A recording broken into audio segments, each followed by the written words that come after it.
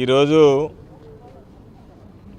మా సహచరుడు కావలి మాజీ శాసనసభ్యులు రామిరెడ్డి ప్రతాప్ కుమార్ రెడ్డి గారి మీద ఒక అక్రమ కేసు బనాయించడం జరిగింది. శాసనసభ్యుడిగా ఉన్నటువంటి వ్యక్తి అవినీతికి పాల్పడుతూ అక్కడ ఉన్నటువంటి అన్నవరం దగ్గర క్వారీలో విచ్చలవిడిగా సహజ వనరుల్ని కొల్లగొడుతున్నటువంటి నేపథ్యంలో ఎంత మేర అవినీతి జరుగుతుంది, ఎంత మేర అక్రమ మైనింగ్ జరుగుతుంది అనేటువంటి దాన్ని పరిశీలించడానికి అనుమతులు ఎంతవరకు ఉన్నాయి, అనుమతులు మించి ఎంత మేర వీళ్ళు దోచుకుంటున్నారనేటువంటిది చూడడానికి ప్రతిపక్షంలో ఉన్నటువంటి వ్యక్తిగా ప్రతాప్ కుమార్ రెడ్డి గారు కొందరిని వెళ్ళి ఫోటోలు తీసుకుని రమ్మని చెప్పడం జరిగింది. అందులో భాగంగా డ్రోన్ కెమెరాతో ఫోటోలు తీస్తున్నటువంటి వ్యక్తుల్ని బలవంతంగా నిర్బంధించి వాళ్ళు ఎమ్మెల్యేని హత్య చేయడానికి వచ్చారని చెప్పి హత్యానేరం కేసు పెట్టి మేము ప్రతాప్ రెడ్డి చెప్తే వచ్చామని చెప్పి వాళ్ళ ద్వారా ప్రతాప్ రెడ్డి చెప్పినట్టుగా ఒక స్టేట్మెంట్ నమోదు చేసి ప్రతాప్ కుమార్ రెడ్డి గారి మీద అక్రమ కేసు బనాయించడం జరిగింది. దీనికి సంబంధించి హైకోర్టులో ఆయన రిట్ దాఖలు చేశాడు. ఈరోజు అది విచారణకు రానుంది. ఏ విధంగా అయితే గతంలో నా మీద అక్రమ మైనింగ్ కేసు పెట్టి విచారణకు వచ్చినటువంటి రోజు ఎస్సీ ఎస్టీ జోడించారో అదేవిధంగా ఈరోజు ప్రతాప్ కుమార్ రెడ్డి గారి మీద కూడా ఎస్సీ ఎస్టీ అట్రాసిటీ సెక్షన్స్ జోడించడం జరిగింది. అంటే వాళ్ళ ఉద్దేశం రాకూడదు, బెయిల్ రాకూడదు, బెయిల్ రాకుండా నిలువరించాలి అనేటువంటి లక్ష్యంతో ఈరోజు తప్పుడు కేసుకి మరిన్ని తప్పుడు సెక్షన్లు ఈరోజు యాడ్ చేయడం జరిగింది. దానికి సంబంధించి గతంలో వెళ్ళాం, కుటుంబ సభ్యులతో మాట్లాడాం. కుటుంబ సభ్యులు సహజంగానే ఆందోళనలో ఉంటారు, స్థానికంగా ఉండేటువంటి నాయకులు కార్యకర్తలు ఆందోళన చెందుతున్నారు. కాబట్టి ఇటువంటి నేపథ్యంలో మేము వెళ్ళి వాళ్ళకి భరోసా కల్పించాం.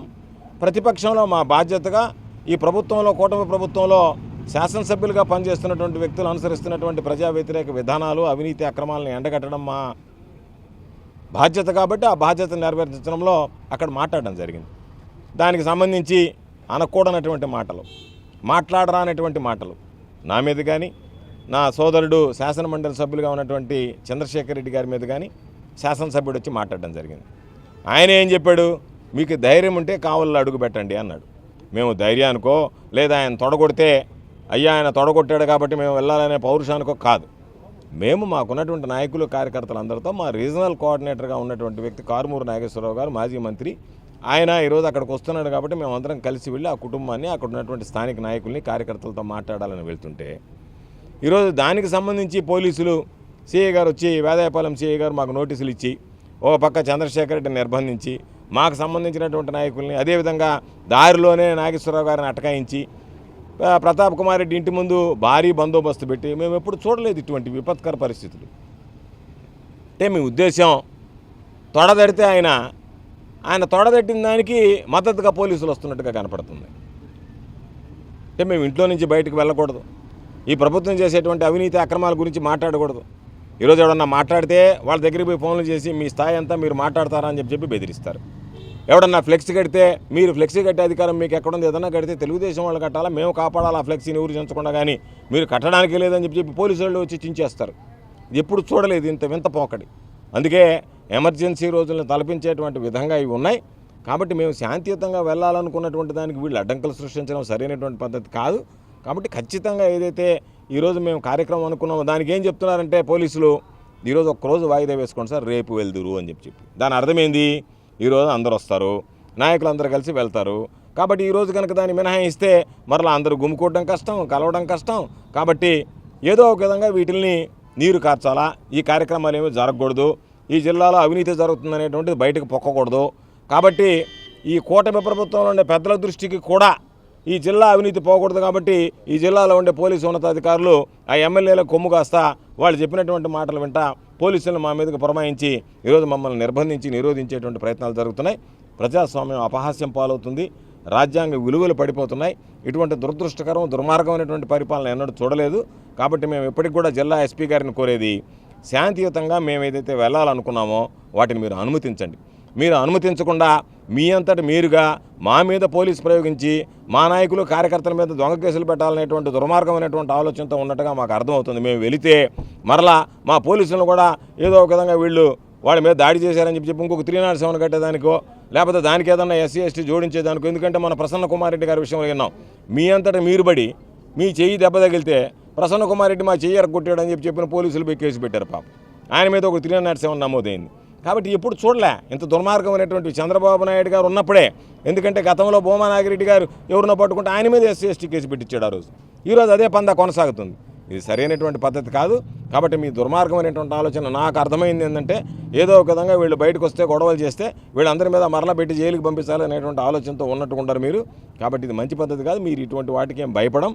కాబట్టి ఇప్పటికైనా జిల్లా అధికార యంత్రాంగాన్ని పోలీసులను కోరేది, అయ్యా మేము ఏదైతే శాంతియుతంగా చేయాలనుకున్నటువంటి కార్యక్రమాలు ఉన్నాయో దయచేసి మీరు వాటికి అడ్డు తగలకండి, మమ్మల్ని అనుమతించండి. దానివల్ల మీకు వచ్చేటువంటి నష్టం ఏమీ ఉండదు. కాబట్టి మీరు ఏదో ఈరోజు మేమేదో సాధించాలని మీ ఉన్నతాధికారులు చెప్పారని చెప్పి అత్యుత్సాహాన్ని ప్రదర్శించొద్దు, మమ్మల్ని ఎవరిని నిలవరించొద్దు. అందరం కలిసి మాట్లాడి నిర్ణయం తీసుకుని దీని మీద ఏ విధంగా ముందుకు పోవాలనేటువంటిది ఆలోచన చేస్తాం. ఒకవేళ ఈరోజు మీరు ఆపినా ఇది ఆగదు. ప్రతాప్ కుమార్ రెడ్డి గారి మీద మీరు పెట్టినటువంటి తప్పుడు కేసులు, తప్పుడు సెక్షన్లు అనేటువంటి ప్రజల్లో ఈరోజు ప్రబలంగా వెళ్ళిపోయాయి. ప్రజలు చీకొట్టేటువంటి పరిస్థితి ఏర్పడింది.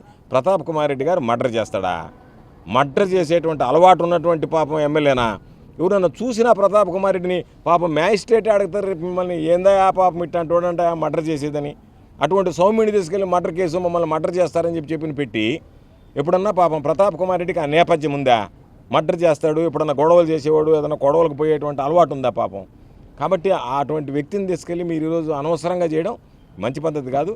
ప్రతాప్ కుమార్ రెడ్డి మీద మీరు నమోదు చేసినటువంటి కేసు వల్ల చదువుకున్నటువంటి కావలిలో ఉండేటువంటి పట్టణ ప్రజలు కూడా ఈరోజు ఏసడించుకునేటువంటి పరిస్థితి ఏర్పడింది. ఈ ప్రభుత్వాన్ని అసహ్యంగా మాట్లాడుతున్నారు.